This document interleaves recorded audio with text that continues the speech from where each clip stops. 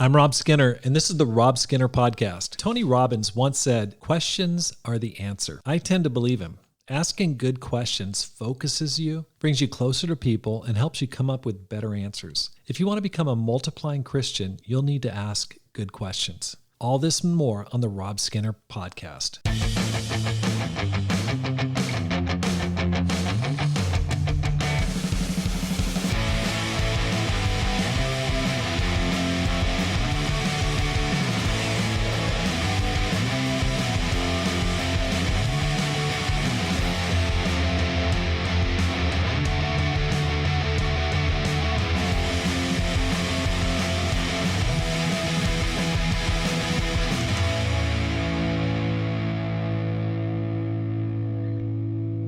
Welcome back to the Rob Skinner Podcast. My goal is to inspire you to live a no-regrets life, make this life count, and multiply disciples, leaders, and churches. Thanks again for listening to the Rob Skinner Podcast. I appreciate your coming back time and time again. If this is your first time listening, thank you. Thank you so much for joining me. If you feel like you're benefiting from the program, if you're getting something out of it, if it's helping you to grow, I'd like to ask you to support it with a gift. Your support enables me to multiply disciples, leaders, and churches and inspire others to do the same through this podcast. All you need to do now is simply go to the show notes and there's a hyperlink to support the program. I'm continuing a series on how to become a multiplying Christian, and today I'm talking about asking good questions. They didn't ask me a single question. They know absolutely nothing about me. After having an older couple over for dinner recently, Pam and I talked about the evening after they had left. This is how we summarized the evening. Pam and I asked questions to get to know our guests while they talked on and on about themselves. However, the couple showed little interest in asking about our lives or interests. I wish I could say this was a rare occurrence. Unfortunately, it happens all the time. As a minister for a church, I'm in the people business. I talk to people all the time. When people ask me even simple questions like, "How are you doing?" or "What's going on in your life?" I'm actually shocked because it so rarely happens. In order to become a person who connects with and influences other people, you need to be able to get to know that person. As the scripture says in Proverbs 20, verse 5, "The purposes of a person's heart are deep waters, but one who has insight draws them out." A multiplying Christian is one who builds good relationships with others. He or she is a good communicator and listener. The first step is asking good questions that draw the person out. If you want a better marriage, a better position at work, closer relationships with your kids, better friendships, or the ability to guide others into a relationship with Jesus, it all starts with questions. As I said in the intro, I remember reading a Tony Robbins book 30 years ago when he wrote, "Questions are the answer." I think it was a chapter title. He was the first person who pointed out how important good questions really are. He shared that whoever is asking questions is essentially in control or guiding the conversation. We have an inborn reflex that causes us to find the answers to questions presented to us.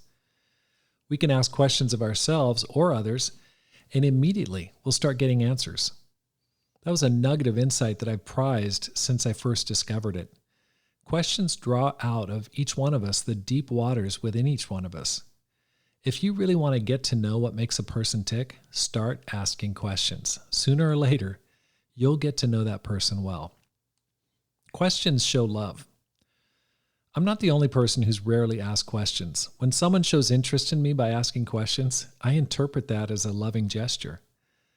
I have a brother-in-law who consistently asks what's going on in my life. He will ask me about my church, my family, my hobbies.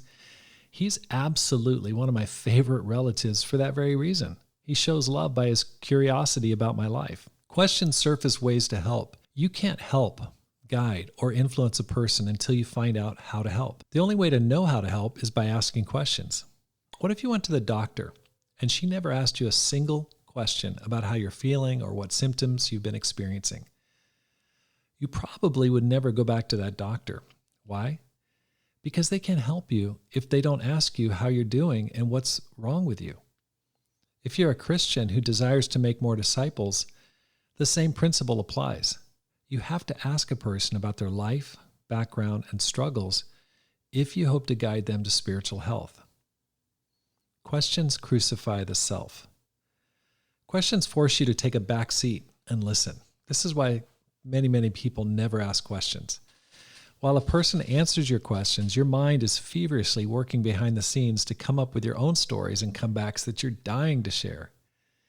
Listening quietly forces you to say no to your ego and pride and let the desire to shine or outshine people fade away. Questions place the attention spotlight on the person you're talking to. They take that spotlight away from you and leave you in the shadows. That's really not a bad place to be. In fact, this ability to treat people like we are treated is an application of the second most important command in the Bible. Jesus himself said in Mark chapter 12, verse 33, that to love your neighbor as yourself is more important than all burnt offerings and sacrifices. The fact that you can sense yourself dying to share a story or answer your own question while listening to another talk tells you that you're loving that person exactly as you would want to be treated. When you put yourself on the quote-unquote bench and let someone else into the game, it's a very practical way to crucify self. Ask open-ended questions. When talking to people, ask them questions that enable them to open up about their lives. Ask questions such as, how'd you become a Christian? Why'd you do that? Why did you say that? Why did you go into that field of study or business? Who's been the most influential person in your life? Where'd you come from? Where'd you go to school? How do you mean? This is a great follow-up question when you'd like more explanation. Another way to dig deeper into a statement is simply to ask the last few words of what they said to you in a question form. For example, they say, well, that's when I finally got out of the hospital. And you say, hospital? They say, yeah, I was on a bike, got hit by a truck, and spent 3 months in a hospital. It's just a really easy, shortcut to ask a good question. You just repeat the last few words of their statement in a question form, and all of a sudden they start expanding on what they were talking about. Ask awkward questions. If you want to help people, there will be times when you need to ask difficult questions. You'll need to ask about what's happening in their private lives, what issues they're struggling with, and what's preventing them from growing spiritually, professionally, or relationally. Too often, fear keeps us from asking the questions that matter the most. This needs to be done with extreme care, sensitivity, and gentleness, but it needs to be done.